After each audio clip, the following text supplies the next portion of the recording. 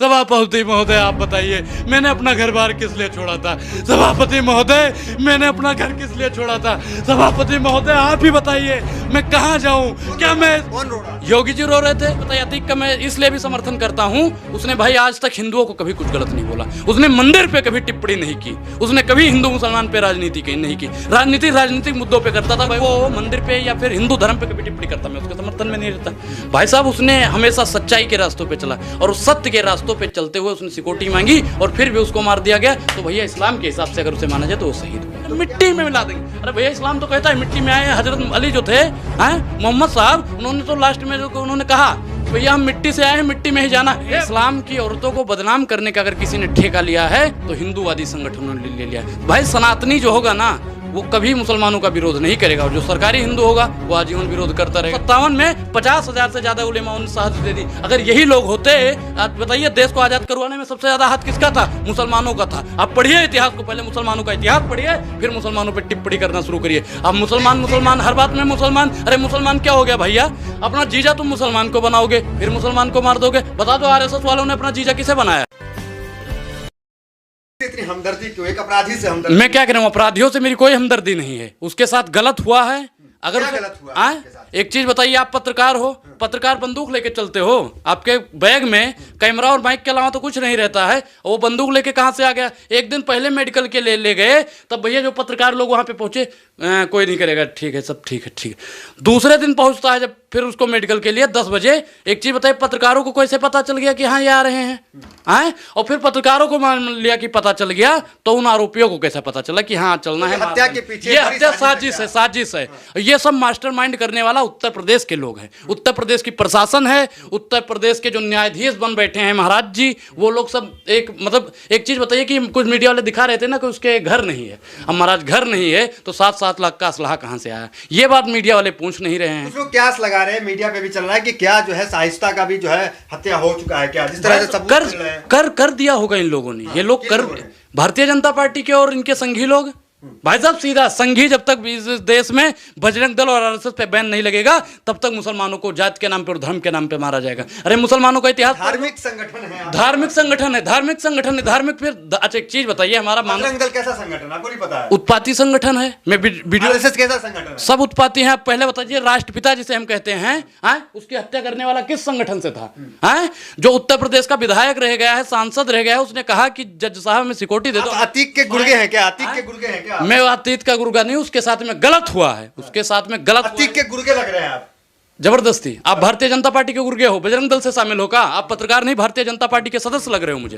नहीं, शाइस्ता रिश्तेदार है क्या आपकी? शाइस्ता रिश्तेदार नहीं है, लेकिन वहां के पूर्व मुख्यमंत्री सांसद, पूर्व विधायक की पत्नी है। भाई इस्लाम कहता है कि उसे रखो। भाई संविधान को हम मानते हैं, संविधान के दायरे से उसे सजा देती है, संविधान उसका धर्म भी मानने की इजाजत देता है। 4 महीने बाद वो खुद सरेंडर कर सकती है और तुम उसे खून का धब्बा दिखा रहे हैं जी। और 2-3 लोग जो ऐसे नफरती चिंटू हैं, वो तो दिखा रहे हैं कि फुर्र हो गई, किसी से कसल लेके भाग। अरे महाराज, काहे एक औरत को बदनाम कर रहे हैं भैया?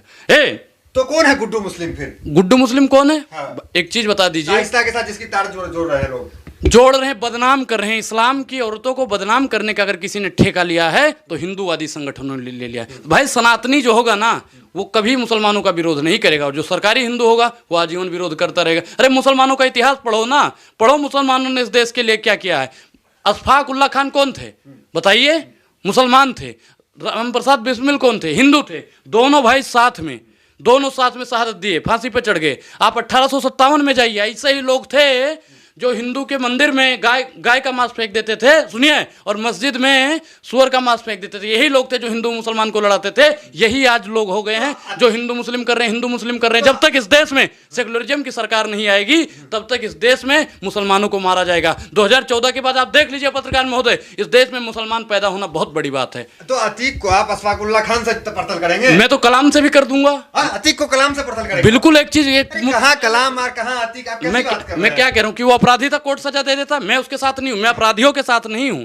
मैं अपराधियों के साथ नहीं, उसके साथ गलत हुआ है, मैं इसलिए उसके साथ। मुसलमान में तो कहते हैं, इस्लाम में तो कहता है, इस्लाम धर्म कहता है कि अगर किसी मुसलमान को कोई कातिल मार देता है तो वो शहीद होता है। बिहार में वो नारा लग गया ना, अब लोग छाती पीट रहे हैं। नारा गलत लगा है। एक चीज बताइए, मैं क्या कह रहा हूं कि इस्लाम ऐसा कहता है कि अगर किसी को कातिल मार दे तो शहीद होगा। इस्लाम को मानते हो नहीं मानते हो? बोलिए इस्लाम जिंदाबाद।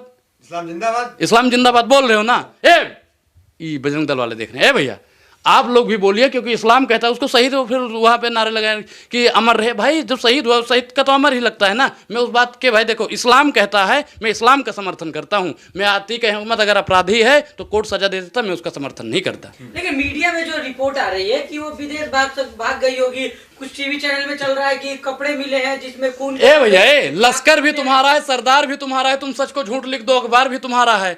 एक चीज बताइए कि एयरपोर्ट किसका है? मोदी जी का है। भाग गई तो कैसे भाग गई जी? एयरपोर्ट पे तो गई होगी ना। ऐसा तो है नहीं कि घर पे वो विमान आया और वहां से लेके उड़ गया। ये भारतीय जनता पार्टी की एक साजिश है, मुस्लिम महिला को बदनाम करने की एक साजिश है। वो 4 महीने तिब्बत पे रहेगी, उसके बाद। लेकिन योगी जी को जो धमकी आ रहा है, अरे योगी जी को धमकी? अतीक के मरने के बाद भैया 2009 में सदन के नहीं है। सभापति महोदय आप बताइए, मैंने अपना घर बार किस लिए छोड़ा था? सभापति महोदय, मैंने अपना घर किस लिए छोड़ा था? सभापति महोदय आप ही बताइए, मैं कहाँ जाऊं? क्या मैं? कौन रो रहा? योगी जी रो रहे थे। और उस समय अगर ठोक दो वाला सिस्टम होता ना पत्रकार महोदय, तो आप जिनके लिए दलाली आप लोग कर रहे हो, जैसा के पापा भी आज ना होते और उत्तर प्रदेश का नकली सिंहासन पे बैठा हुआ नकली बादशाह भी इस देश में ना होता। दोनों ठोक दे वाला, ये कहते मिट्टी में मिला देंगे। अरे भैया इस्लाम तो कहता है मिट्टी में आए। हजरत अली जो थे, हैं मोहम्मद साहब, उन्होंने तो लास्ट में जो उन्होंने कहा कि भैया हम मिट्टी से आए हैं, मिट्टी में ही जाना है भैया। और योगी जी ने जब कहा तब भी मुसलमान भाइयों को जागने की जरूरत है। जब तक वो जागेंगे नहीं ना, तब तक आए दिन मारे जाएंगे भाई। वो मैं सीधा बोल रहा हूँ। उन्होंने कहा मिट्टी में मिला देंगे। भाई हिंदू जो होता है, हिंदू धर्म में होता है जलाते हैं, उन्होंने कहा मिट्टी में मिला देंगे। समझने की जरूरत है। बाकी समझदार के लिए तो इशारा ही, मुसलमानों को टारगेट सीधा टारगेट। एक चीज बताइए, अतीक का मैं इसलिए भी समर्थन करता हूं, उसने भाई आज तक हिंदुओं को कभी कुछ गलत नहीं बोला। उसने मंदिर पे कभी टिप्पणी नहीं की। उसने कभी हिंदू मुसलमान पे राजनीति नहीं की। राजनीतिक मुद्दों पे करता था। भाई उनको देख के उत्तर प्रदेश के मुख्यमंत्री जी, जब तक उनका काम निकलता था ना, उनके कहने पे काम होता था, उनके आगे पीछे काम होता था। जब पता चल जाता तो 3-4 लड़कियां जो थे, अरे ब्राह्मण समाज के। आप तो अतीक के पड़ोसी जिला के हैं, क्या अतीक के बारे में जानते थे? भाई देखिए, वो सांसद था, विधायक था, उसने सिक्योरिटी मांगी, उसने अच्छे काम किया। भाई उसने मैं क्या करूं? मैं ब्राह्मण हूं। अगर वो मंदिर पे या फिर हिंदू धर्म पे कभी टिप्पणी करता, मैं उसके समर्थन में नहीं रहता।